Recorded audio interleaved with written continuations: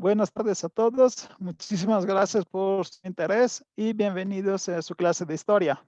Hoy va a ser una clase muy importante porque en cierto sentido va a ser el punto más alto y más bajo de toda la historia griega y es una guerra terrible que va a dividir los griegos y que va a realmente involucrar todo el mundo de Grecia.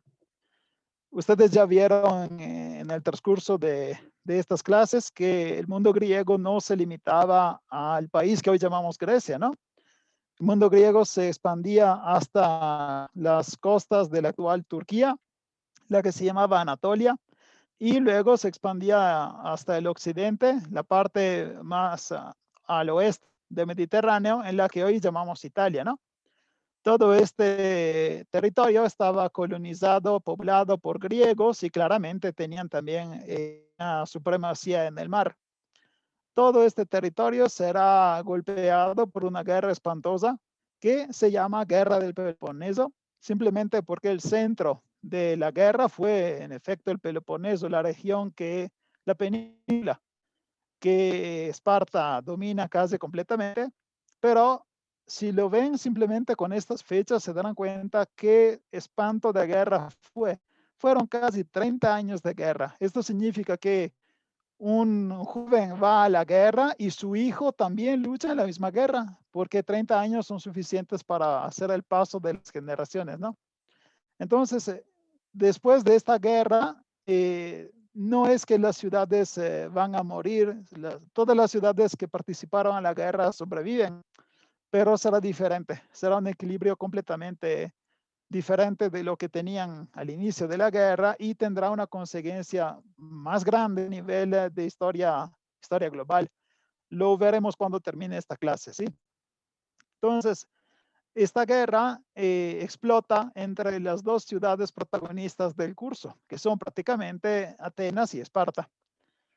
Estas dos ciudades, Atenas y Esparta, nosotros las vimos colaborar con bastante buenos resultados durante la guerra médica y parecía que ya habían alcanzado algún tipo de equilibrio, de pacto, de alianza, entonces podían sobrevivir juntas, ¿no?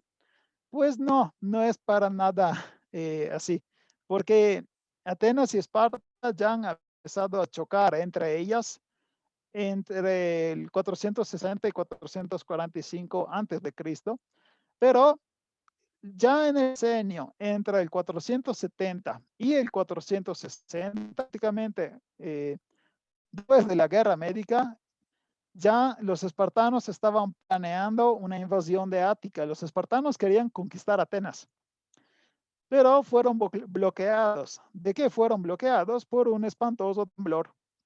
Un temblor muy grande golpeó la región del Peloponeso, que es esta área donde se encuentra Esparta en el sur. Entonces, este temblor tiene como consecuencias la destrucción casi completa. Acuérdense que en la época antigua nada era antisísmico, no construían para aguantar los temblores. Entonces, cuando llega un temblor, realmente parece un madrazo de los dioses, porque los edificios sí se caen casi completamente. Y además de este temblor, también tuvieron una revuelta de los silotas. Entonces, los silotas, para los que no se acuerdan, son una población que estaba alrededor de Esparta y que en teoría trabajaban la tierra y tenían que alimentar a los espartanos. Cuando se revueltan los silotas, es como decir que toda la clase obrera y de la agricultura hace guerra a la clase dominante. Entonces, esta revuelta y el temblor logró bloquear este intento de invasión de Esparta, pero también tuvo consecuencias a nivel político. Las consecuencias se las explico ahora.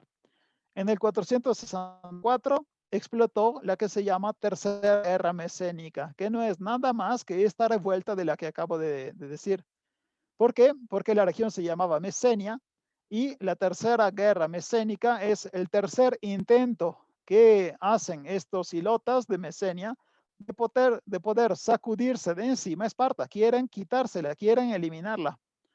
Esta tercera guerra es tan cruel que Esparta se encuentra en la situación de tener que pedir ayuda y pide ayuda a todas las ciudades que puedan enviarles algo. Y entre las ciudades que quieren ayudar a Esparta está Atenas. Puede ser que les parezca raro porque dice, pero oye, si Atenas y Esparta se odiaban tanto, ¿por qué Atenas quiere enviarle ayuda a Esparta? El chiste es que en Atenas, en ese periodo, el líder era Simón, Simón con la C. Simón con la C era un filo espartano. O sea, él intentaba tener buenísimas relaciones con Esparta. Y además era un proxeneta. Yo sé que proxeneta actualmente significa que tenía varias sexoservidoras a su servicio, pero no, no. El proxeneta no era un administrador de prostitutas. En esa época era el responsable de las relaciones exteriores con otra ciudad. Entonces, si un espartano se iba hasta Atenas y quería quedarse ahí un periodo, él podía confiar en Simón, porque Simón daba a su disposición claramente casa, comida y también ayuda legal si este espartano terminaba en algún juicio. Entonces, Simón era proxeneta de la ciudad de Esparta. Él ayudaba a los espartanos. Por eso, cuando escuchó que Esparta necesitaba ayuda, decidió mandar un ejército. Este ejército de Simón estaba compuesto por 4,000 hoplitas.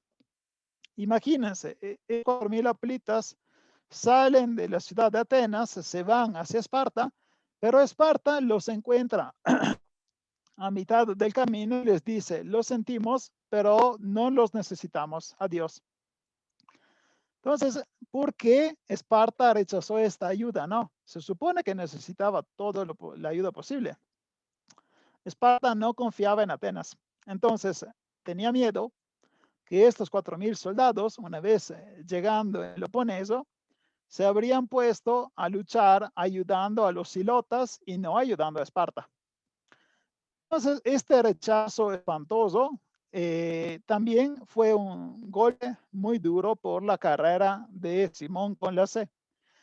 Porque en teoría estos soldados tenían que ayudar a Esparta y en realidad les salieron como un autogol. Porque la ciudad, misma ciudad, Atenas, no pudo digerir esta ayuda. Porque les parecía que era un líder muy traicionero, ¿no? Que manda soldados para ayudar a su peor enemiga. Entonces, terminando este intento de ayuda, Simón con la C sufre la ostracización. Saben, bueno, tal vez no se acuerdan, pero ostracismo es ese proceso con el que un habitante, un ciudadano de Atenas, tenía que salir de la ciudad, abandonar la ciudad y terminar su carrera política durante 10 años. Es prácticamente un destierro durante 10 años. Y después de esta intervención para ayudar a Esparta, eso fue lo que la ciudad le dijo a Simón, lárgate de aquí porque ya no te queremos como líder. Entonces, Simón tuvo que abandonar Atenas. Y Simón era el más filo espartano, o sea, era la persona que más quería Esparta. Después, sus otros líderes serán siempre más odiosos, siempre intentarán el conflicto con Esparta, no querrán evitar el conflicto, ¿de acuerdo? El gobierno de Atenas, después del ostracismo de Simón, empezará a hacer unas alianzas con ciudades y regiones exteriores para prepararse a esta guerra. Primero se alía con la Tesalia, que es una región del norte. Se alía con Argo. Argo es una ciudad muy importante que se encuentra en el Peloponeso. La pueden ver aquí. Está prácticamente en el patio de casa de Esparta, pero es su enemiga. Entonces, se alía con Argo y se alía con Megara. Megara se encuentra poco lejos de Atenas, en la región cerca de Beocia. Y con esta, aquí está Megara, está justo cerca del istmo de Corinto. Entonces, con estas alianzas, intenta hacerle guerra a Esparta. Y además hace un movimiento político, que es entregar la ciudad de Naupacto, aquí se encuentra Naupacto, a los refugiados de la guerra de los Ilotas. ¿Por qué hace esto? Hoy lo juzgaríamos como un acto extremadamente... ¿Por qué? Si hay una guerra, siempre hay refugiados. Hay gente que se escapa porque ya no tienen su casa, le quemaron todo, ya no pueden sobrevivir ahí. Y estos refugiados claramente buscan otro lugar que puedan llamar hogar, ¿no? Atenas dice a todos los silotas que están haciendo guerra a Esparta que si quieren pueden refugiarse en la ciudad de Naupacto y ahí pueden seguir con su vida. Este acto que parece muy humano, en realidad es la manera que tiene Atenas de darle una segunda posibilidad a los silotas de poder levantarse en armas otra vez contra Esparta cuando estén listos. Entonces, en realidad está preparando los silotas a las guerras del futuro contra Esparta. O sea, todo lo que está haciendo Atenas es para molestar a Esparta. Le abro una paréntesis de pocos segundos. La ciudad de Naupacto luego se volverá muy importante en la historia mundial porque aquí hubo una de las más grandes batallas de toda la historia. Es la batalla de Lepanto, la batalla en donde la alianza de todos los ejércitos de Europa ganó contra a la flota del turco que intentaba conquistar Europa. Entonces, la palabra Naupacto es claramente la palabra antigua de esta ciudad. El nombre moderno es Lepanto, ¿de acuerdo? Lo veremos para los que sobrevivan en el curso de historia moderna, pero falta un chingo. Entonces, aquí cierro el paréntesis, ¿de acuerdo? Bueno, después de haber hecho esto, bien empieza la lucha con otras ciudades, en este caso con Corinto. Corinto, en este caso, ayudada por Esparta. Entonces, esto es todo lo que pasa antes de la guerra del Peloponeso. O sea, el clima es muy difícil ya en este momento y ni siquiera empezó la guerra. ¿Ok? Corinto lucha y las batallas parecen bastante equilibradas. Nadie logra ganar realmente, pero tienen que pensar que en este momento también Atenas está ocupada haciéndole guerra en Egipto. Ustedes dirán, ¿cómo que en Egipto? ¿Qué tiene que ver Egipto? 2 o 3 veces yo nombré una guerra en donde los atenienses estaban en Egipto para ayudar a la población local a liberarse del dominio persa. ¿Por qué? En Egipto estaba una gran revuelta y Egipto ya no quería ser una provincia del imperio de Persia. Por eso Atenas había enviado soldados ahí para ayudar a los egipcios. Entonces, imagínense, en esta época tan antigua, sin satélites, sin celulares, sin comunicaciones electrónicas, nada de esto, Atenas estaba luchando en 2 guerras contemporáneamente. Imagínense el nivel de organización que tenía esa ciudad.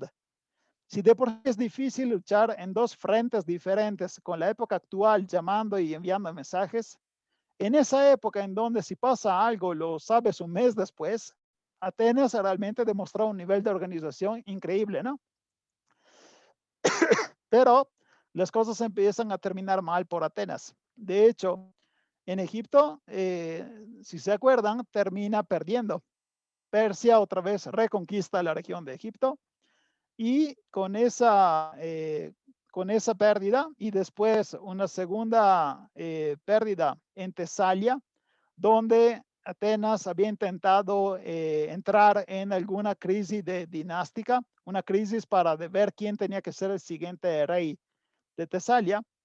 Los atenienses ya están perdiendo la confianza, ya no quieren seguir con la guerra. Y justamente llega el 451 en que regresa Simón con la C de su ostracismo, o sea, termina su periodo de exilio y parece el momento correcto y la persona correcta. Entonces, agarran a Simón y lo mandan a Esparta para poder firmar la paz. Así, en teoría, ya se está terminando el periodo de guerras. Un último ataque que hubo entre las 2 ciudades fue en el 448, en el año en que Esparta estaba dominando la ciudad de Delfos. Delfos es ese lugar donde los griegos en general podían hablar con los dioses y recibir un oráculo, ¿no? Esparta había dominado Delfos y lo había quitado a los fósides. Los fósides eran los habitantes de la región alrededor de Delfos que en teoría tenían que administrar este santuario. Atenas ataca para intentar defender a los fósiles y esto se llama Segunda Guerra Sagrada. ¿Por qué sagrada? Porque están luchando por el dominio de un santuario. Entonces, también en el momento en que en realidad tendrían que estar en paz, siempre encuentran una ocasión para otra vez chocar y otra vez entrar en batallas. Otro choque fue en el 446, cuando la región de Beocia, aquí lo encuentran, Beocia, que a nivel administrativo estaba bajo Ática, o sea, Atenas estaba gobernando toda esta región. La región de Beocia da inicio a una gran revuelta porque quiere liberarse de Atenas, quiere volverse independiente. Y Atenas efectivamente pierde el control de la Beocia. Y esta Beocia como región y empieza a contestar solo a la ciudad de Tebas. Tebas, apréndanse de memoria esta palabra porque será esta ciudad porque será muy importante en la parte final del curso, ¿ok? Tebas. Bueno, esta revuelta no fue eliminada por Atenas. Atenas no pudo reconquistar Beocia porque estaba cambiando también su estrategia. El nuevo líder de Atenas se llamaba Péricles y había decidido abandonar sus dominios de tierra. O sea, había dicho, ya no vale la pena luchar por esta región porque ahorita quería concentrarse completamente en el dominio del mar. Quería abandonar el dominio de la tierra y concentrarse en la marina y en los comercios. Además, justo porque es un gran periodo por vivir en Atenas, se había explotado otra revuelta en la isla de Eubea. Eubea es esta isla muy grande que se encuentra al este de Atenas, ¿ok? Esa es una isla a forma de baguette, ¿no? Entonces, esta Eubea estaba bajo el dominio de Atenas, pero también esta isla ya no quería pagarle impuestos. Entonces Pericles dijo que esta isla no la podía perder, era demasiado grande y demasiado importante por permitirse perderla. Entonces preparó una flota para intentar parar con esta revuelta y justo iba llegando cuando le informaron que un ejército de espartanos se iba acercando a la ciudad de Atenas. O sea, ni siquiera puedes voltearte que ellos ya llegan para intentar chingarte. Entonces, rápidamente él se regresó a su casita en Atenas porque quería intentar convencer al ejército de espartanos de regresarse. Y cuando yo digo convencer, tengo que ponerlo entre comillas. El verbo correcto sería hacer la corrupción. Quería corromperlos.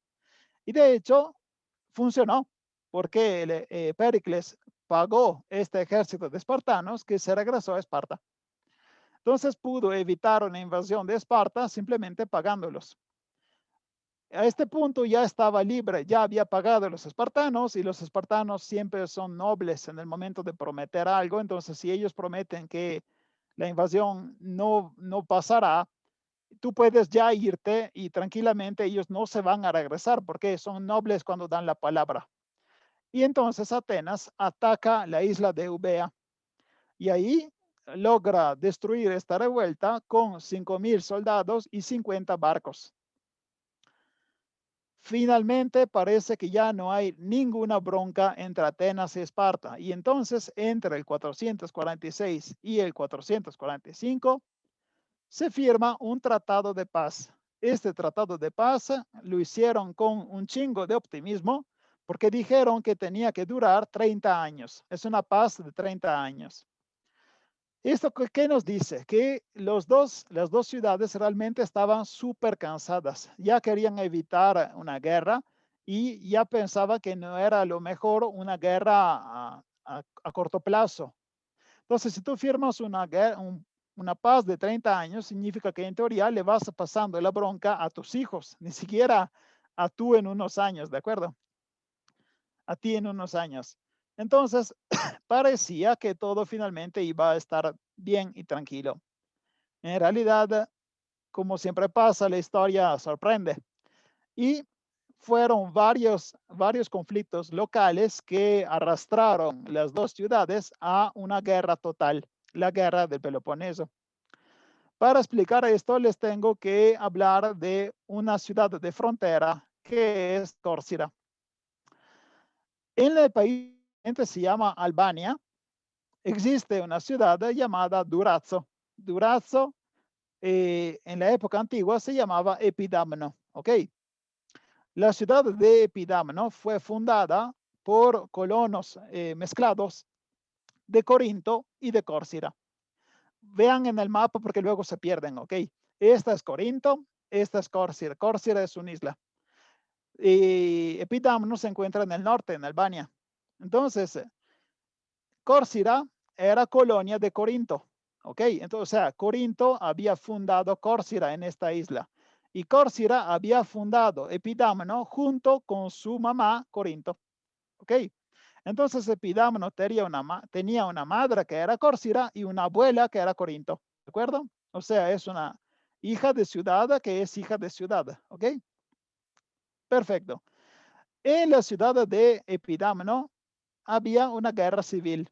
Cuando hay una guerra civil, siempre es el momento correcto para atacar e intentar conquistar esa región.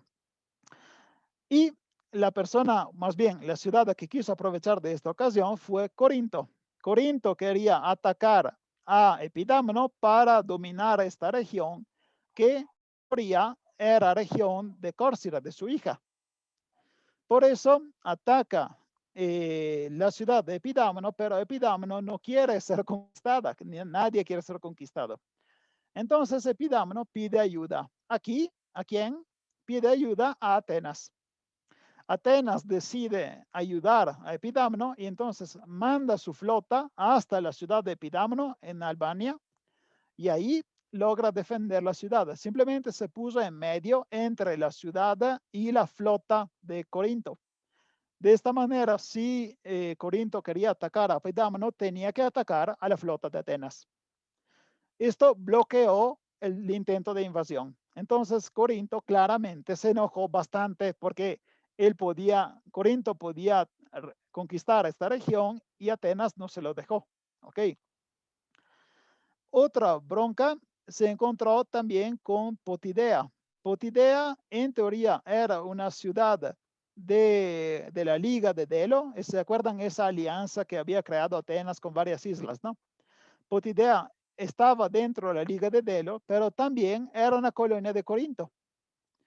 Esta ciudad había empezado una revuelta porque quería salirse de la liga, pero Atenas no se lo permite. Por eso la sitia, hace un sitio de la ciudad durante 3 años y al final, ¿cómo se puede decir? Evacúa a todos los ciudadanos, prácticamente hace una expulsión de toda la población y la sustituye con una colonia de Atenas. Entonces, Corinto ya tiene 2 broncas porque Atenas, primero, le evitó que ella reconquistara Epidamno y segundo, destruyó prácticamente la ciudad de Potidea, que era su colonia. No importa que estaba dentro de la liga de Atenas, era una colonia de Corinto, por eso ya Corinto odiaba a Atenas, ¿de acuerdo? Otra bronca empezó en el 432, cuando la ciudad de Megara tuvo todos los puertos bloqueados por la Liga de Atenas. ¿Qué tiene Megara que ver? Megara la pueden ver aquí, ¿ok? Aquí la pueden ver, está en la costa del Istmo de Corinto. Entonces, Megara es una ciudad comercial y tiene un puerto, y este puerto fue bloqueado por la Liga de Atenas porque Megara había ayudado a unos esclavos que se estaban escapando. Tengo que explicar un poquito este accidente diplomático. Cuando unos esclavos escapan de tu ciudad y van a refugiarse en la ciudad de los vecinos, si sus vecinos son buenos, ellos tienen que devolver sus esclavos, ¿entienden? Porque los esclavos son una propiedad de otra ciudad. Tienes que devolverlos, si no eres un ratero. Bueno, unos esclavos de Atenas se había escapado hasta Megara y la ciudad de Megara los había aceptado. O sea, prácticamente les dio asilo político, los defendió. Atenas no aceptó este tipo de comportamiento y por eso puso un embargo, o sea, bloqueó los comercios con Megara. Entonces, ya tenemos 2 ciudades que están muy enojadas con Atenas, Corinto y Megara. Y estas 2 ciudades piden ayuda. ¿Adivinen a quién? A Esparta. porque si tienes una gran bronca con Atenas, la única ciudad que te puede ayudar es Esparta. En este punto, en teoría, tendría que empezar un mecanismo que tendría que bloquear la guerra, porque durante la paz del 446-445 habían decidido también un arbitrato, o sea, algunos árbitros diplomáticos tenían que evitar la guerra pasando por métodos más pacíficos como la diplomacia, ¿no?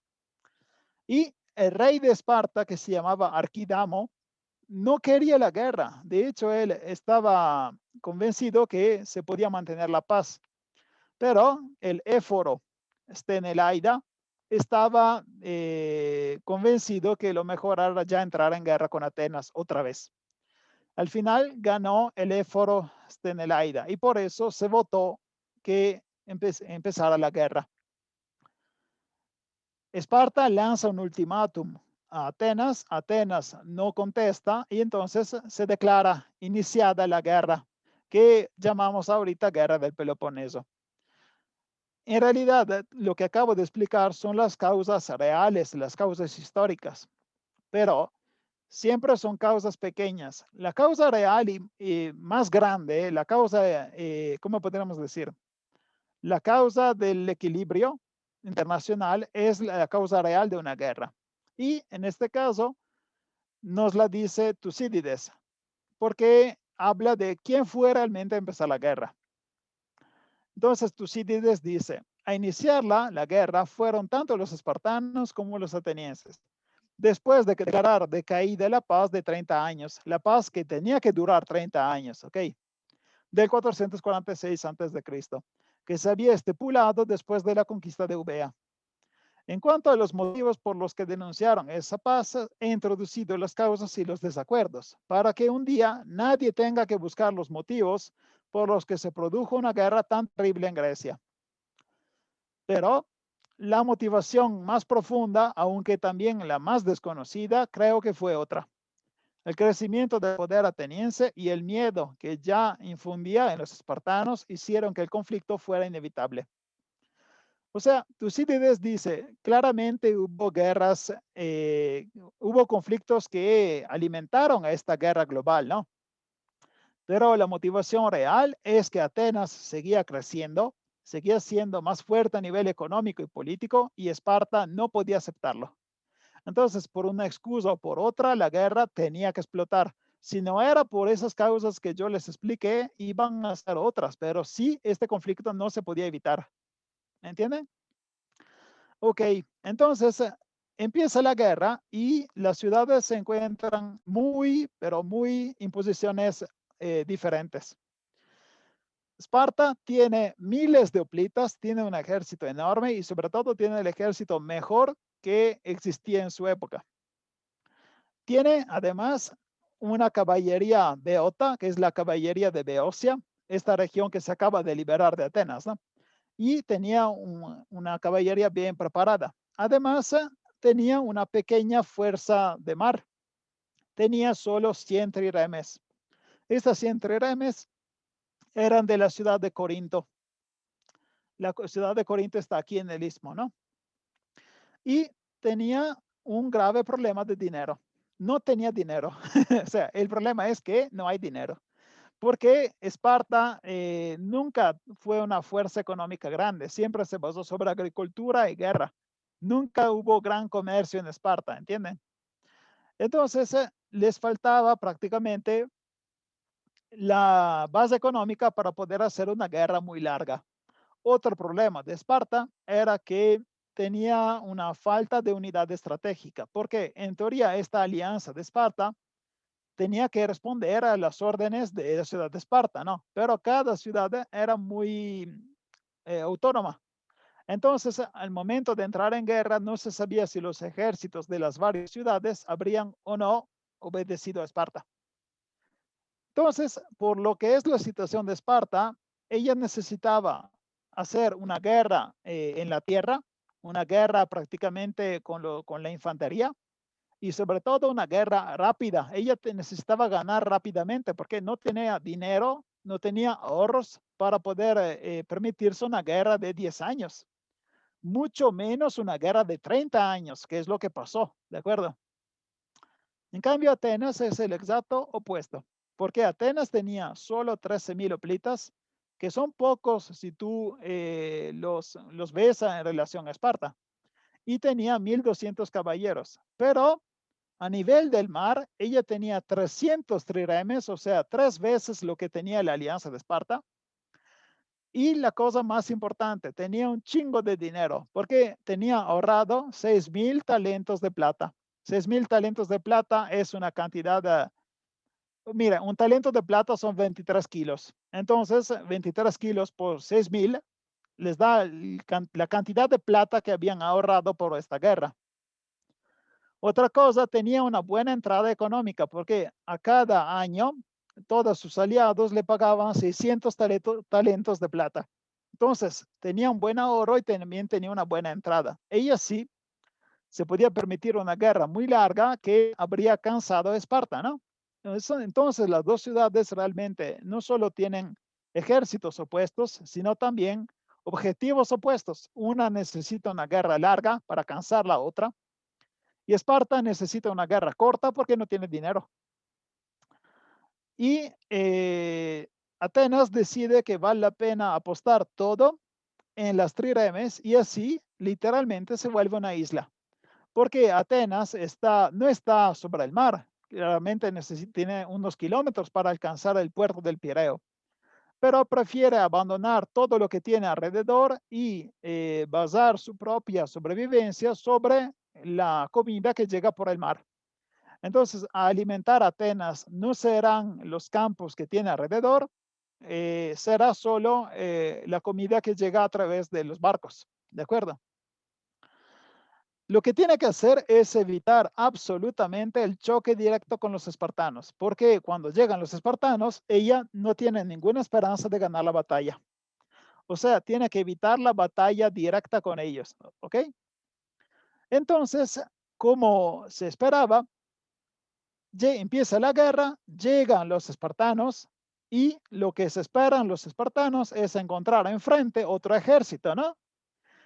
Chocan y Esparta gana y así es como siempre fue y así es como siempre será, ¿no?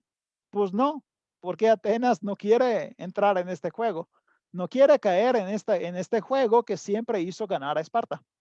Por eso llegan los espartanos afuera de Atenas y los habitantes de Atenas se cierran en casa.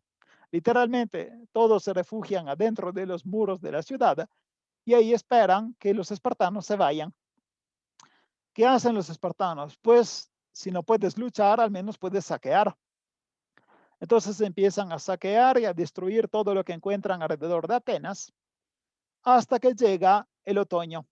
Acuérdense que los ejércitos antiguos siempre luchaban desde marzo. No por nada se llama marzo. Marzo ya toma el nombre de Marte, que es el dios de la guerra, ¿no? Entonces los ejércitos antiguos trabajaban, sí, trabajaban, pero también luchaban de marzo hasta octubre. De hecho, ustedes no lo saben, pero ayer fue un día importante. Ayer fue el 19 de octubre y es la fiesta romana del final del periodo de guerra. Ayer, en ese aniversario, los romanos limpiaban sus armas, le ponían grasa para evitar que se oxidaran las armas y las armas se quedaban descansando hasta marzo. Entonces, justo ayer terminó la época de batallas, así que si quieren invadir el vecino ya no pueden, ¿ok? Tienen que esperarse hasta marzo. Entonces, lo mismo pasaba a Esparta. Estaba aquí alrededor de Atenas saqueando todo lo que podía. Llega el frío, bueno, ya nos vamos a casa, ¿no? Se regresan todos a su casita y cuando llega febrero o marzo salen otra vez a invadir Atenas. Pero Atenas, adivinan qué hace, otra vez se retira en sus muros y así evita la batalla. Pericles, que fue responsable de esta invención, de esta táctica de defensa, no había calculado dos factores. El primer factor es el factor psicológico y luego es el factor de salud. Ahorita llegaré a hablar de esto, pero el factor psicológico es muy comprensible. Ustedes si viven en el campo, tienen ahí su casita, dos o tres partes de campos de trigo, de cebada, de fruta y verdura. Llegan los espartanos, destruyen todo. Luego, cuando ellos se retiran, ustedes se regresan a su casita y descubren que su casita ya no está. Reconstruyen lo que pueden, sabiendo que en 4 meses los enemigos van a regresar y otra vez van a destruir todo. Esto es un enorme trauma, porque puedes decir a los ciudadanos, no se preocupen, va a terminar la guerra. Sí, güey, pero ya perdí todo, ¿entienden? Entonces, este factor psicológico es algo que Pericles no había calculado. Esta guerra se llama guerra arquidámica. ¿Por qué arquidámica? Porque prácticamente fue, fue organizada por Arquidamo. Arquidamo es el rey de Esparta. Entonces, la guerra arquidámica cubre los primeros 10 años de guerra, desde el 431 al 421. En este transcurso hubo varias batallas. Tebanos y peloponesíacos atacan la ciudad de Platea. Platea es una ciudad pequeña aliada de Atenas. Esta batalla tenía que ser algo rápido, pero en realidad la sitian durante 2 años. Esto significa que hasta esta ciudad que se tenía que conquistar en poco tiempo, no lo fue, no fue tan rápido. Pero una vez que la conquistan completamente, no matan a su población, porque toda la población fue evacuada antes por Atenas y los habitantes de Platea ya se encuentran a salvo dentro de Atenas. Entonces Atenas se venga de esto invadiendo Egina. Egina es una isla que se encuentra enfrente de Atenas y esta era aliada de Esparta. Caza y prácticamente expulsa los habitantes de Egina y ahí se instalan los ciudadanos de Atenas. Entonces prácticamente hicieron un intercambio porque Esparta conquistó a Platea, pero Atenas conquistó a Egina y los habitantes de Egina se van a vivir en el Peloponeso. Entonces hay un enorme movimiento de población con gente que abandona su ciudad y se va a vivir en otra ciudad. ¿Ok? Entre el 431 y el 426, el ejército espartano invade la región de Ática, pero en el 430 pasa realmente algo de terrible. Empieza una pandemia. Y esta pandemia se conoce como la peste. Peste en Atenas. Atenas claramente es el centro de esta epidemia. Luego de ahí se esparcirá por otras regiones, ¿de acuerdo? Entonces, esta peste en Atenas es responsable de muchas muertes, mucho más de lo que hicieron los espartanos. Por suerte tenemos el texto de Tucídides que nos explica cómo fue esta enfermedad y así permitió a los historiadores identificar qué tipo de enfermedad era. Dice Tucídides, las partes internas de la faringe y la garganta sangraron inmediatamente y emitió un aliento extraño y maloliente.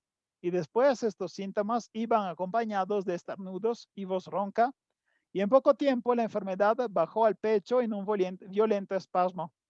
Y una vez que llegaba al estómago, lo volteaba y abría vaciamientos de bilis en todas esas formas que han sido catalogadas por los médicos, y estas se producían en medio de un gran sufrimiento. Entonces, lo que hizo aquí, más que un texto de historia, fue la descripción perfecta de una enfermedad. Y los reconocieron como una forma de tifo o tifus. Entonces, es una enfermedad pulmonar, de respiración, ¿no?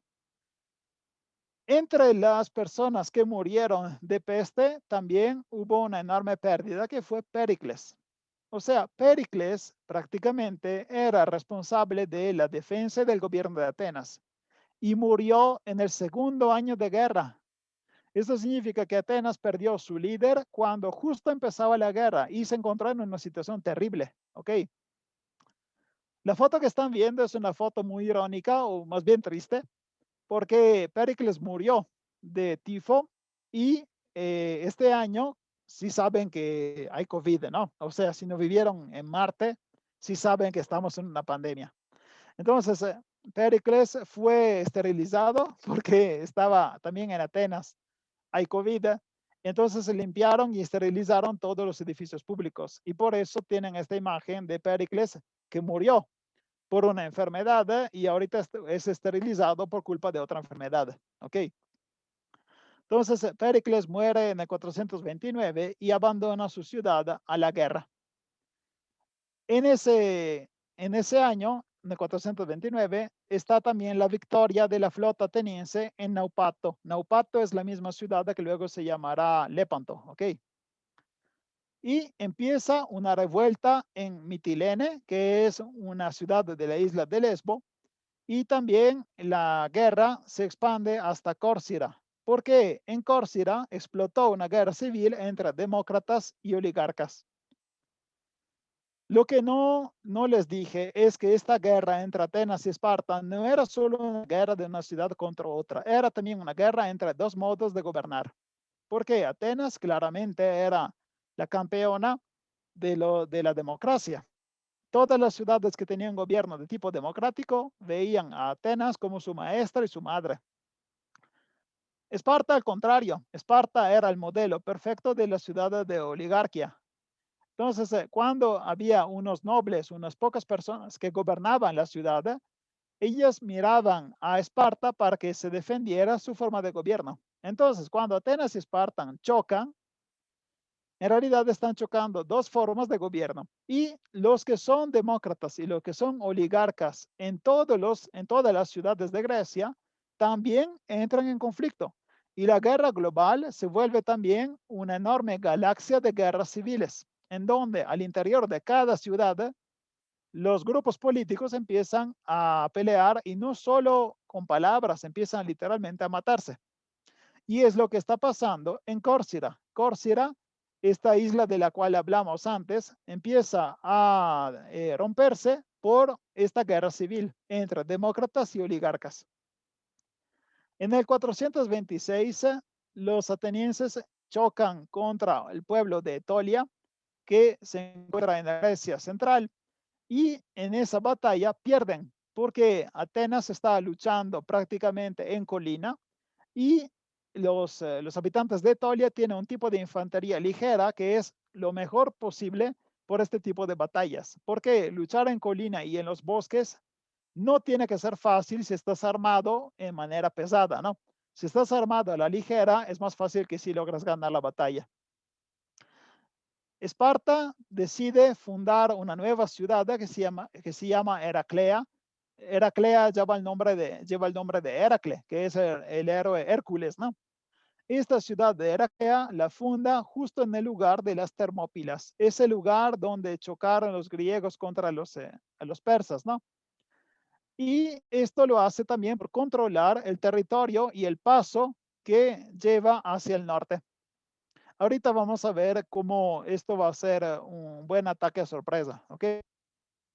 En el 425, Demóstenes conquista la ciudad de Pilo en Mesenia. ¿Dónde está Pilo? ¿Vieron este mapa? Aquí encuentra una pequeña isla que se llama Sfacteria. Enfrente de la isla de Sfacteria está la ciudad de Pilo. Entonces, Atenas conquistó una ciudad justo en el patio de casa de Esparta. ¿Por qué necesitaba esta ciudad? Porque desde aquí podía alimentar las revueltas de ilotas contra Esparta. Así era más fácil organizar y lanzar las revueltas contra su enemiga. Y varios soldados de Esparta fueron mandados para intentar liberar esta ciudad de Pilo, ¿no? Entonces el barco que los transportaba llegó muy cerca de Pilo, pero ahí las corrientes del mar no permitieron desembarcar en Pilo. Tuvieron que desembarcar en una pequeña isla que se llama Sfacteria, que la encuentran aquí en el mapa, ¿no? Justo fue el peor momento para desembarcar, porque pasaba por ahí una flota de Atenas que era guiada por Cleón, y este Cleón capturó los soldados de Esparta. Los soldados solo eran 120, pero eran los 120 mejores que tenía Esparta. Porque, si se acuerdan, cada ciudadano de Esparta era un soldado completo, ¿no? Y estos se llamaban homoioi, significa los iguales, los que tienen el mismo nivel, los que tienen el mismo tipo de fuerza. Y entonces, en esta batalla, que ni siquiera fue una batalla, fue un golpe de sorpresa, En Sfactaria se capturaron 120 homoioi y fue un enorme golpe al orgullo de Esparta. Pero no solo el orgullo, es también a la demografía de Esparta, porque Esparta tenía una enorme necesidad de hombres. Desde que estudiamos el inicio de Esparta, esta ciudad había continuado a perder personas. Tenía poquísimos soldados y perder 120 soldados realmente fue un golpe terrible por esta ciudad. Pero también Atenas está perdiendo, porque hasta el momento parece que Atenas está ganando en todos los lugares, ¿no? En el 424, los tebanos ganan a Atenas en la batalla del Delio. En esa batalla también estaba un soldado llamado Sócrates. Sócrates en esa época era un ciudadano de Atenas que estaba haciendo guerra por su ciudad. No era un filósofo, en ese caso era un soldado, porque cada ciudadano de Atenas fue llamado a luchar. Y también hubo un hermoso ataque sorpresa, porque realmente hay que admirarlo, este tipo de ataque. El espartano Brásida parte de Esparta con 1000 mercenarios y 700 hilotas. Prácticamente es un ejército muy pequeño, 1700 personas. Y se va caminando, cruzando toda Grecia hasta llegar a la ciudad de Anfípolis. ¿La vieron aquí en el norte? Estos son casi 1000 kilómetros de camino. Imagínense qué buen paseo que se tomó, ¿no?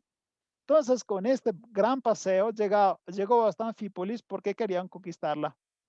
¿Por qué necesitaba Anfípolis? Claramente porque es una ciudad de Atenas, o sea, quería robársela. Pero Anfípolis es importante porque es una ciudad necesaria por el paso hacia el Mar Negro.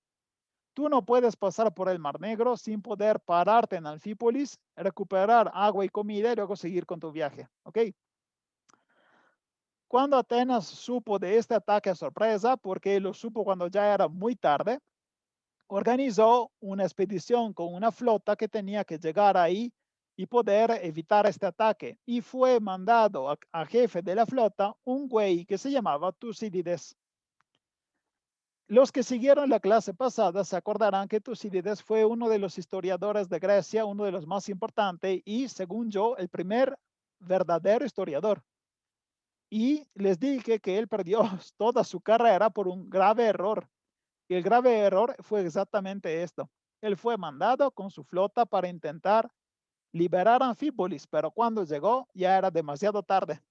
La ciudad ya fue conquistada, entonces él tuvo que regresarse hasta su casa diciendo, lo siento, llegué tarde.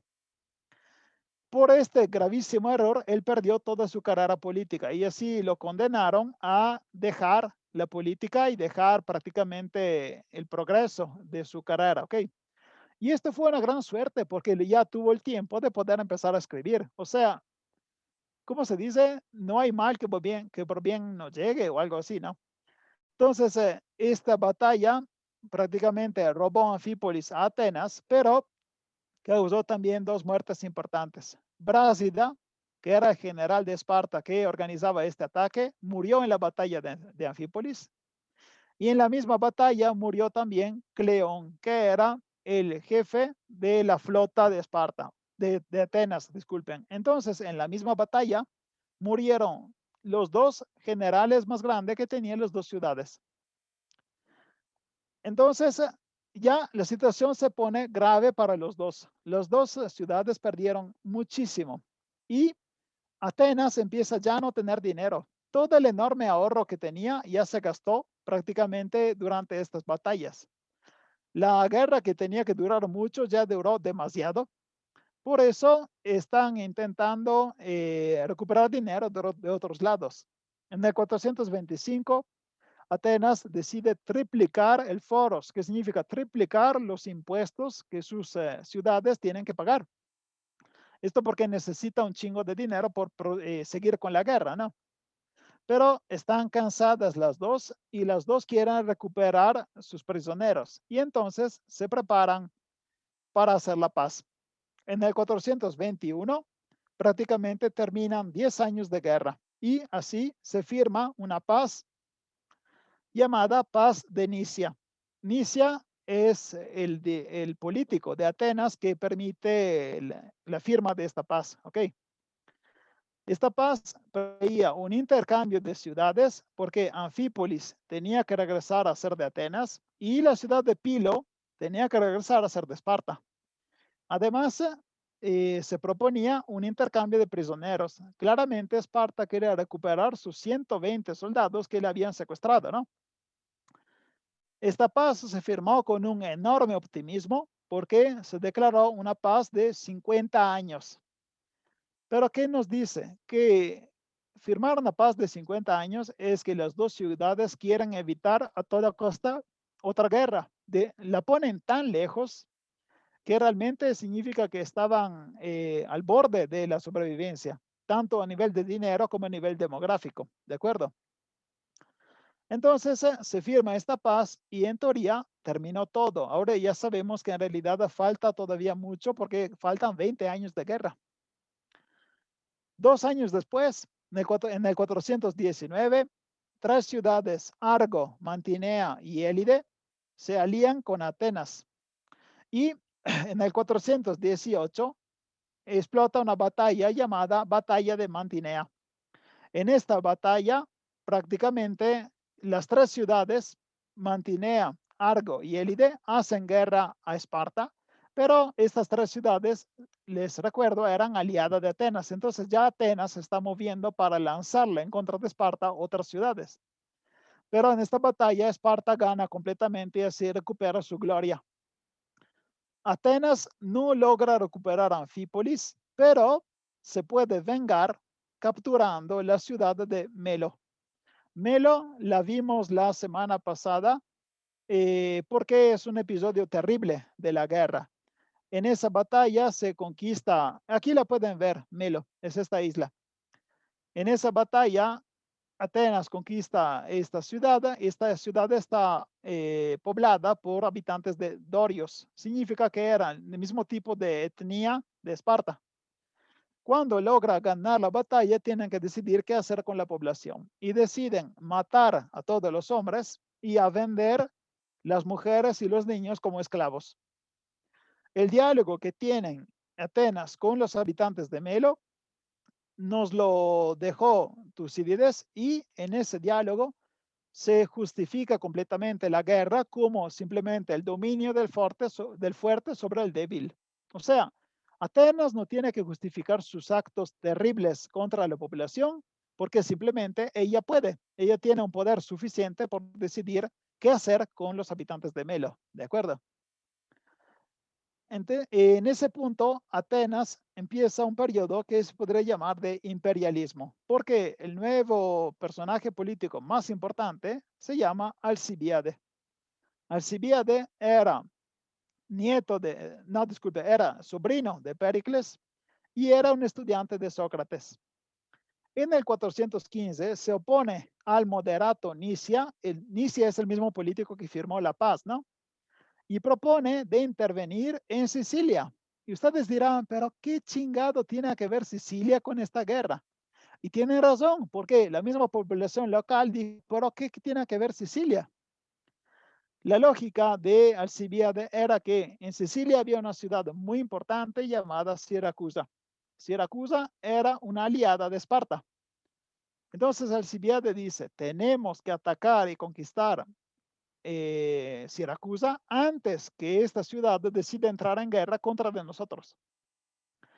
Es un ataque a la defensiva, se podría decir. Entonces, su propuesta era armar un ejército para invadir y conquistar esta ciudad y con la nueva fuerza que habrían conquistado en Sicilia, porque Sicilia era una región muy rica, sigue siendo muy rica, solo que ahorita cambió la economía, entonces la agricultura ya no es el sector principal, pero por la época estaba muy rica de claramente productos de agricultura y minas. Entonces gana esta competencia con Nicia y deciden que sí se puede invadir Siracusa. Ya en el 427 había habido una expedición explorativa de Sicilia y Atenas había explorado las costas y la geografía de Sicilia, así sabía cómo invadirla, ¿de acuerdo? Pero en esta expedición realmente se arman bien. se arman 136 triremes, que son claramente barcos. De estos 136, 40 fueron solo por el transporte de personas. Y un barco fue solo por transportar caballos. Imagínense cuántos caballeros estaban preparando esta invasión, ¿no? Y el total de los soldados eran solo 2.000 hoplitas. Pero justo durante esta preparación hubo algunos escándalos.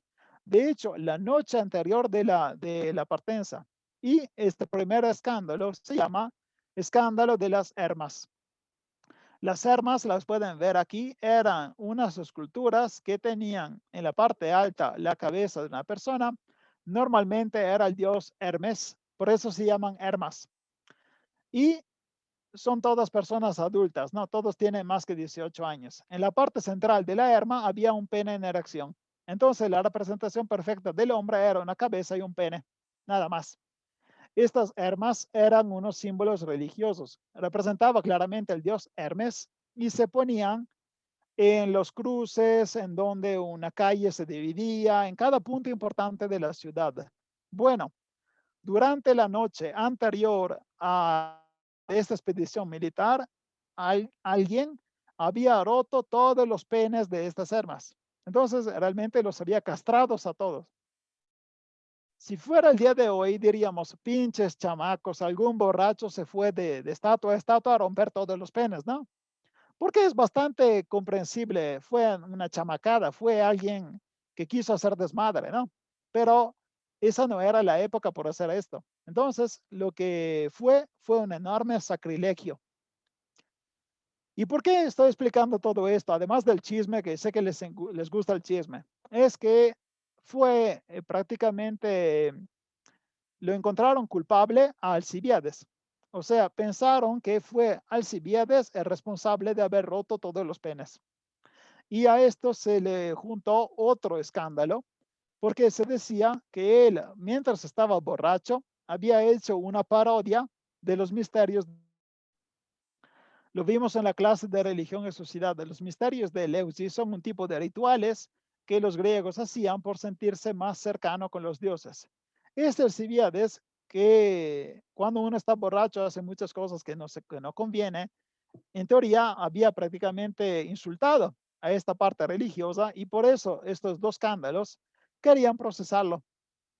Entonces Alcibiades dijo, por favor, si me quieren procesar, que sea ahora, porque yo tengo que irme.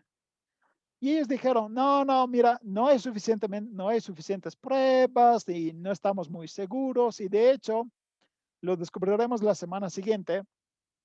Es probable que todo eso fue hecho para intentar destruir la carrera política de Alcibiades antes de que pudiera empezar. Un escándalo arruina siempre a los políticos, ahora como en la Edad Antigua, ¿sí?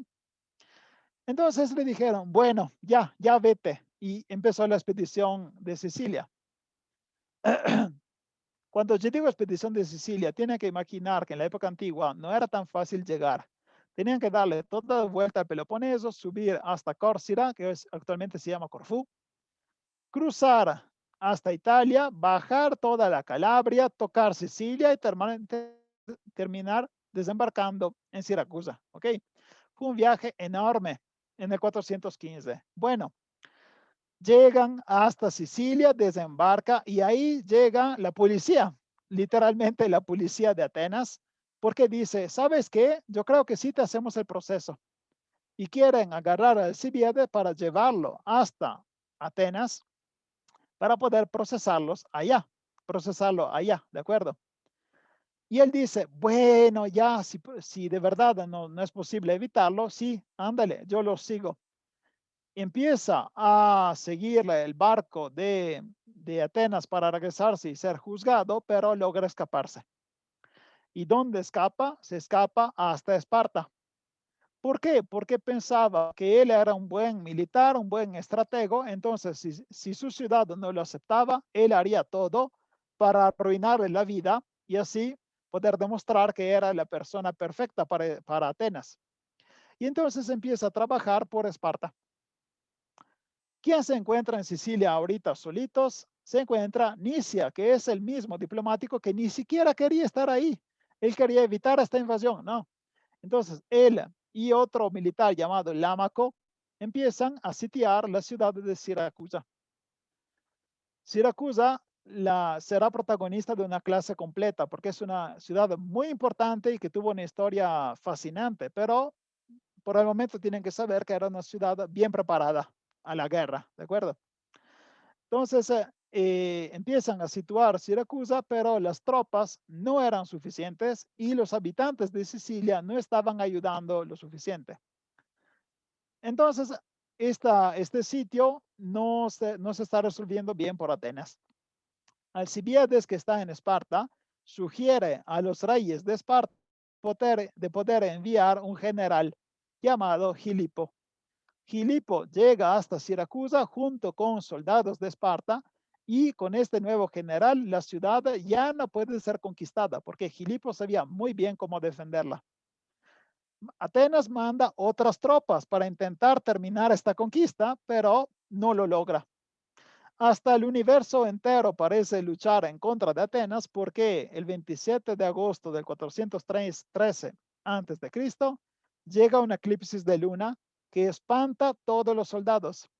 Y entonces ya no quieren luchar porque parece que realmente hasta el mundo entero está en contra de este sitio. Las batallas finales se encuentran en el lugar llamado Puerto Grande.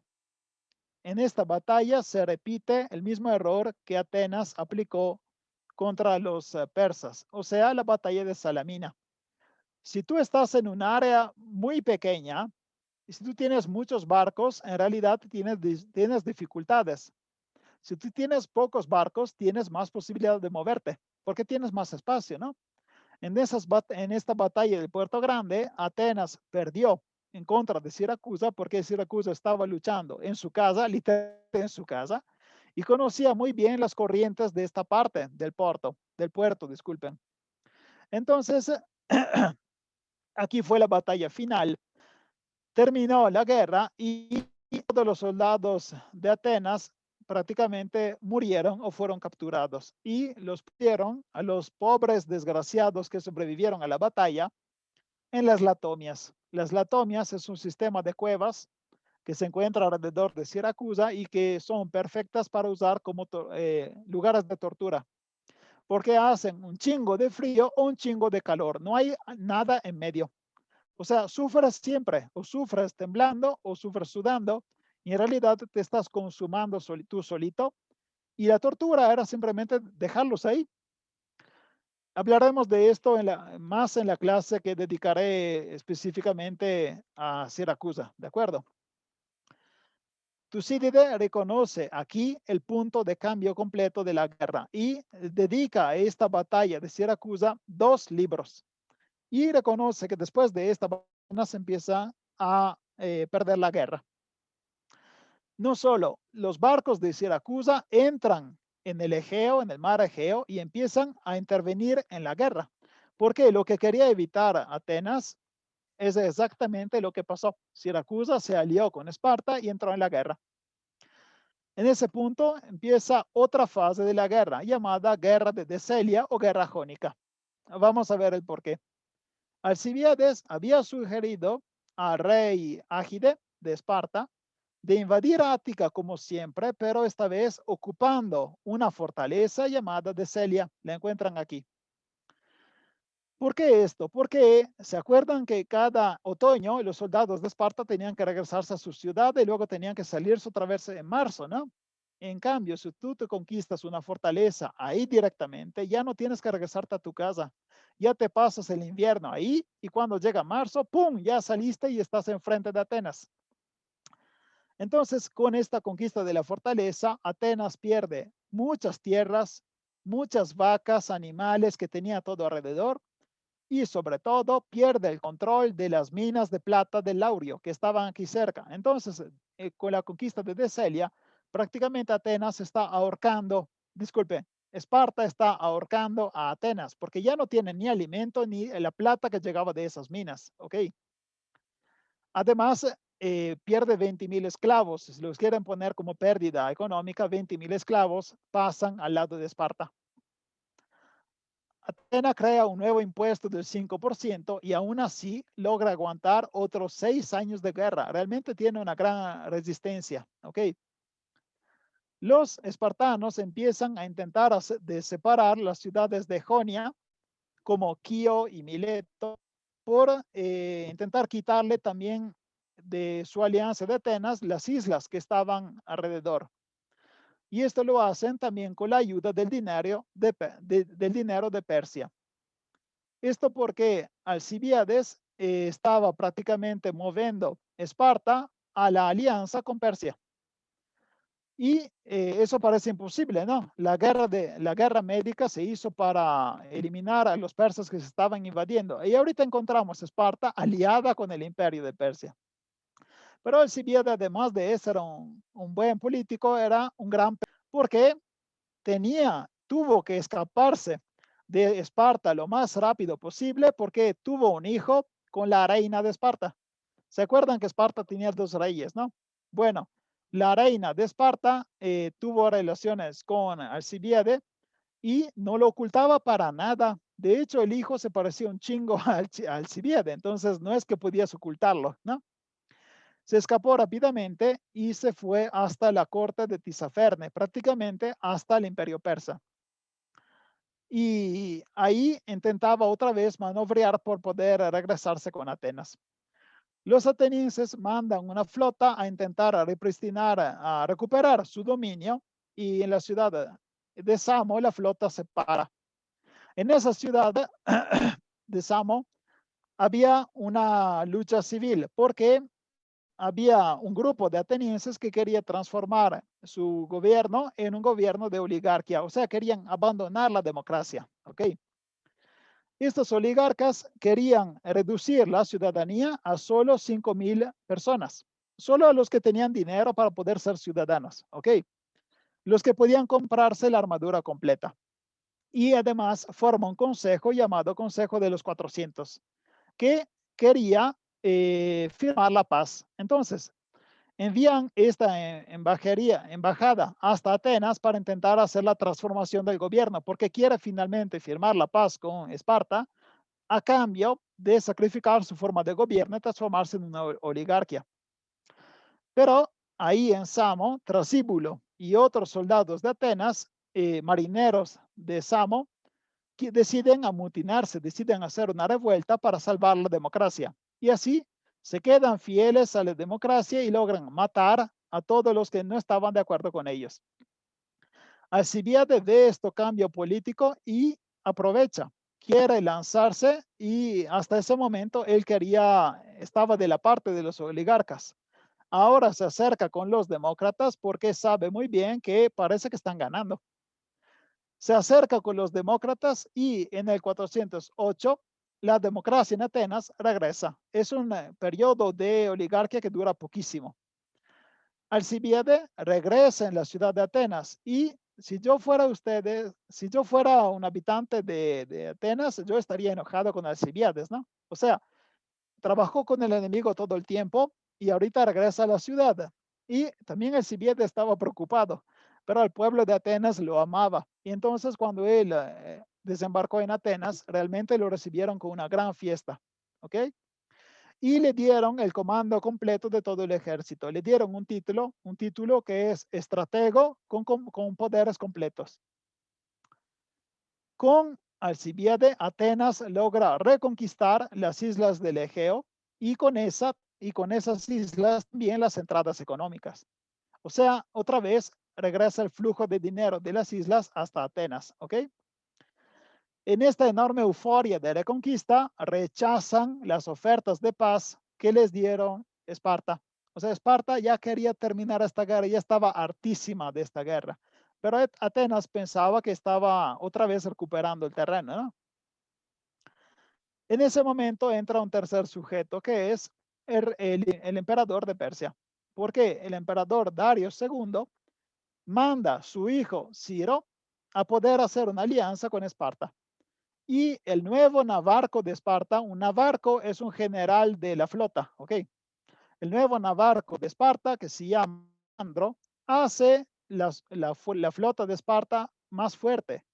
¿Cómo? En una manera muy simple, sube el salario a todos los marineros. Si tú subes el salario a tu flota, claramente le robas los marineros a la flota enemiga. Porque los marineros no tienen gran, ¿cómo se dice? Fidelidad. O sea, no es que ellos sean fieles a Atenas o Esparta. Ellos van a donde te pagan más. Entonces, pagando el salario a la flota de Esparta, robó un montón de marineros a la flota de Atenas. Y así, la flota de Esparta se volvió más fuerte, la flota de Atenas se volvió más débil. Nada más subiendo el salario. Pero ¿dónde había encontrado este dinero? El dinero había llegado de Persia. O sea, el rey de Persia estaba financiando la guerra de Esparta. ¿Ok? En el 406 hay una victoria de Esparta en el lugar llamado Notion.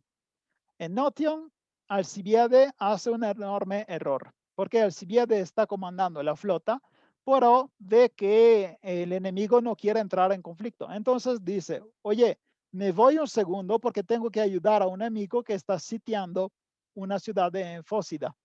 Por favor, le dice a su ayudante, por favor, no ataques. Repito, no ataques. Se va y ¿qué hace el idiota de su ayudante? Pues claramente ataca. ¿Por qué? Pues probablemente pensaba que podía ayudar a su carrera. Cuando regresa Alcibiade ya es demasiado tarde y ya perdió la batalla. Entonces, en esa batalla de Nocio, Alcibiade pierde su reputación y tiene que escaparse. Se escapa y se refugia en Tracia, donde será asesinado. No quiero hablar más sobre Alcibiade porque sobre él tendremos toda la clase siguiente, porque su vida realmente parece una película. Pero decimos que muere en tierra extranjera, ¿ok? El nuevo Navarco se llama Calicrátide y lucha en las batallas de las Arginusas, donde Atenas había mandado 110 triremes con todos los hombres disponibles. Las Arginusas son realmente la batalla final, porque Atenas ya ni siquiera tenía suficientes hombres para armar los barcos. Recupera todos los que tienen todavía, los que se quedaron, y ahí lanza toda la flota y por suerte gana esta batalla. Pero ahí está la bronca, empieza una tormenta y no puede recuperar los cuerpos. Ahora, no sé si vieron en las películas, pero cuando hay una batalla naval, normalmente el mar se cubre de cuerpos porque la gente muere en el barco o se cae y se ahoga y los cuerpos flotan por un buen ratote. Entonces, después de cada batalla, era una fase muy triste que era recuperar los cuerpos.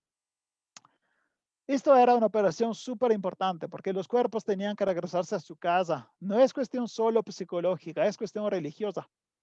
Tú tienes que regresar el cuerpo del soldado a casa, hacer claramente un honor fúnebre, un funeral, y luego ya cumplió con su deber de soldado. Si tú abandonas el cuerpo, es un enorme sacrilegio. Estás insultando a los dioses y estás insultando a tu ciudad.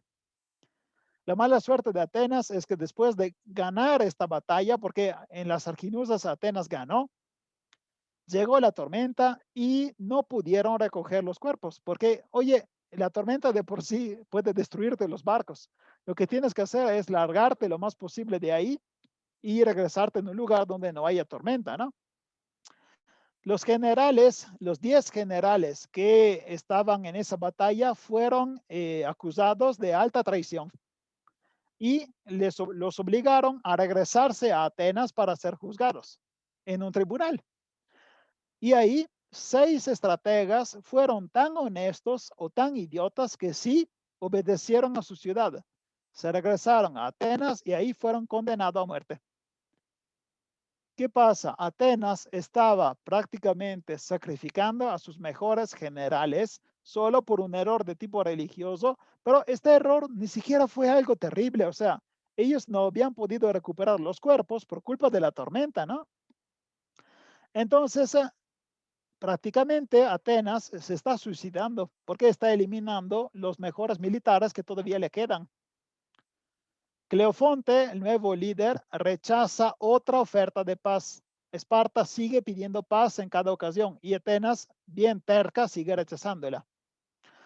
Entonces, Lisandro, el nuevo general de Esparta, logra encontrar a sorpresa la última flota que quedaba a Atenas en la ciudad de Egospotami. Y en ese punto, en Egospotami, ya termina la aventura de Atenas, porque en el 405 no existe más flota. Todos los atenienses terminan muertos y ya no tienen armas para poder seguir en esta guerra. El imperio empieza a romperse. Todas las ciudades que eran parte de la Liga de Atenas empiezan a salirse y la única que sobrevive es Samo. Samo aguanta al punto que gana la ciudadanía colectiva, con el derecho de escaparse en Atenas si la situación se ponía muy pesada. A este punto, los atenienses ya intentan ponerse de acuerdo por la paz y la paz se firma entre el 405 y el 404 a.C. Y ahorita llega la parte importante. ¿Qué hacemos con Atenas? Porque se supone que ella fue responsable de casi toda la guerra, ¿no? Cada vez que se le ofrecía la paz, ella la rechazaba. Las ciudades de Tebe y Corinto quieren destruir Atenas, la quieren cancelar. Pero Esparta no quiere la muerte de Atenas, quiere que sobreviva. No es solo por reconocimiento de la contribución que dio en la guerra contra los persas, es también porque ellos saben muy bien que si tú cancelas Atenas del mapa, le das más posibilidad de movimiento a sus enemigos. Por ejemplo, Tebe y Corinto. Literalmente, las ciudades de Tebas y Corinto que querían la destrucción de Atenas eran las que más habrían aprovechado este vacío de poder. Entonces, prefiere mantenerla viva. Esparta obtiene la sobrevivencia de la ciudad de Atenas y le pide algunas cosas. La primera cosa, pide a Atenas una alianza. La alianza tiene la fórmula clásica que es tener los mismos amigos y tener los mismos enemigos. Esto es la fórmula con que siempre en Grecia se hacían alianzas. Luego, pide la entrega de todos los barcos, excepto 12. Estos 12 no son un poder suficiente para hacer nada, o sea, ni siquiera por defenderte. Y pide la destrucción de los muros de la ciudad. Última cosa y la más difícil, pide la creación de un régimen oligárquico llamado los 30 tiranos. Estos 30 tiranos claramente tenían que gobernar la ciudad de Atenas con un modelo político de Esparta, ¿no? Y en estos 30 tiranos encontramos también nuestro amigo Genofonte. ¿Se acuerdan que la semana pasada yo les dije que ese historiador Genofonte había participado al gobierno de los 30 tiranos? Aquí está, esos son los 30 tiranos. Entonces, además de crear este órgano político nuevo, los 30 comandantes de Atenas, reconstruye el tribunal del Areópago, que era el tribunal que tenían los nobles originalmente, antes de que naciera la democracia en Atenas. Y lo que es lo peor es que estos 30 tiranos empiezan a eliminar todos los ciudadanos que eran de obstáculo. Muchos ciudadanos en este momento se están vengando de sus vecinos, de sus colegas, de sus enemigos. Entonces es un periodo terrible en donde explota una anarquía y cada día tú puedes terminar muerto, simplemente porque tu enemigo te acusa de ser un demócrata. Los que más tuvieron pérdidas fueron los metecos, o sea, los extranjeros, porque en esta nueva Atenas, que era oligárquica y que estaba ya muy cerrada, cada extranjero era un posible enemigo. Algunos demócratas, pero se escaparon de Atenas y eran guiados por Trasíbulo, el mismo demócrata que había eliminado la prima revolución, ¿se acuerdan? Con Trasíbulo y otros soldados logran reconquistar la ciudad de File, que está en el norte de Atenas, y de ahí luego reconquista el puerto y finalmente reconquista la ciudad. Entonces, prácticamente los demócratas ganan esta guerra civil y el régimen de los 30 tiranos termina. Votan una amnistía general, o sea, todos los que estuvieron trabajando en este gobierno ya no tenían que pasar por los tribunales, excepto los 30 tiranos. Ellos sí tenían que morir. Y así en el 403 los últimos tiranos mueren y los pocos que se habían escapado hasta Eleusis terminarán con la reconquista también de esta ciudad, de Eleusis. Pero Esparta cierra no solo un ojo, sino los dos. O sea, Esparta se da cuenta que no puede imponerle un régimen oligárquico a Atenas porque no funciona. Atenas no acepta este tipo de gobierno. Entonces, para mantener la paz, prefiere una Atenas democrática y débil, porque si no, otra vez empieza la guerra, ¿de acuerdo? Ahora, cuando termina la guerra, en realidad el equilibrio nuevo que se creó no es algo fácil de entender.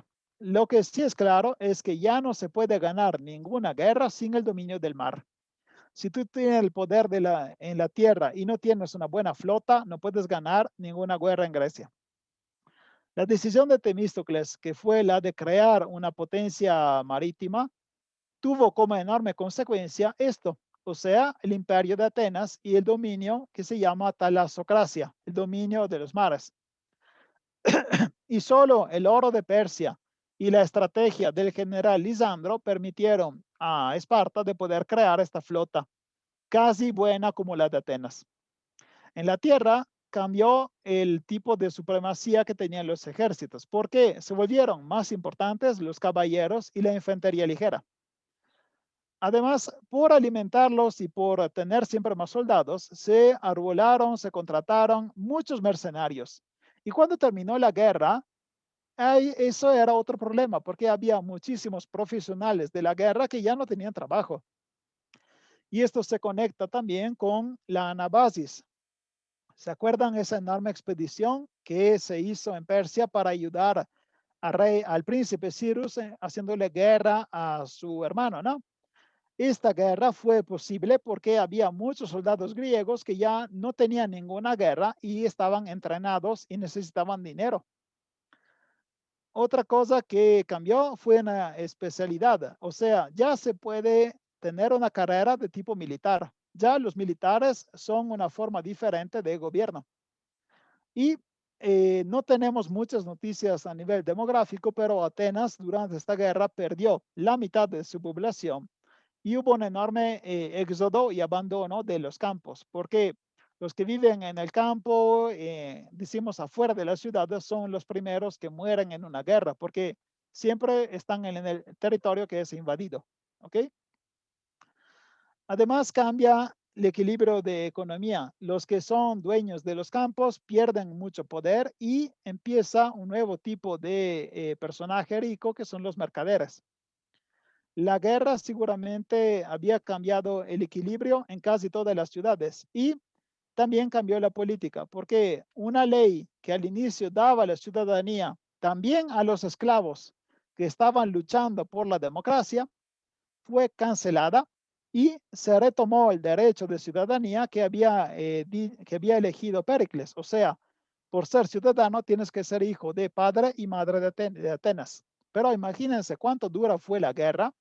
Si en el momento de guerra civil más dura, cuando demócratas estaban contra de los oligarcas, querían regalar la ciudadanía hasta a los esclavos. ¿Ok? El punto final de esta guerra es seguramente el proceso a Sócrates, porque cuando termina la guerra, en teoría parece que la paz regresó en la ciudad. En cambio, se buscan chivos expiatorios, se busca el culpable. Fue acusado de corrupción de jóvenes. Cuando yo era joven, yo pensaba que esto era un sinónimo de pedofilia.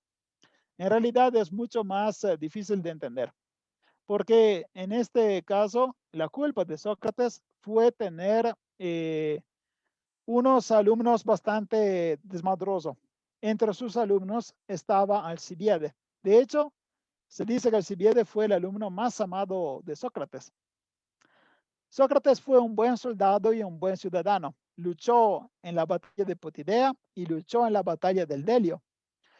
Y entre los pritanes, que eran los magistrados responsables de los juicios de criminales, fue el único pritán que no quería condenar a los generales que no habían recuperado los cuerpos.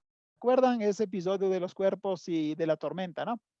El único que no quería condenarlos fue Sócrates. O sea, era un buen ciudadano. Aún así, fue maestro de personas muy graves, peligrosas por Atenas. Entonces, lo obligaron a beber la cicuta. Es una hierba venenosa con la que el gobierno pedía el suicidio de la persona. Es una palabra muy mexicana, ¿no? Lo suicidaron.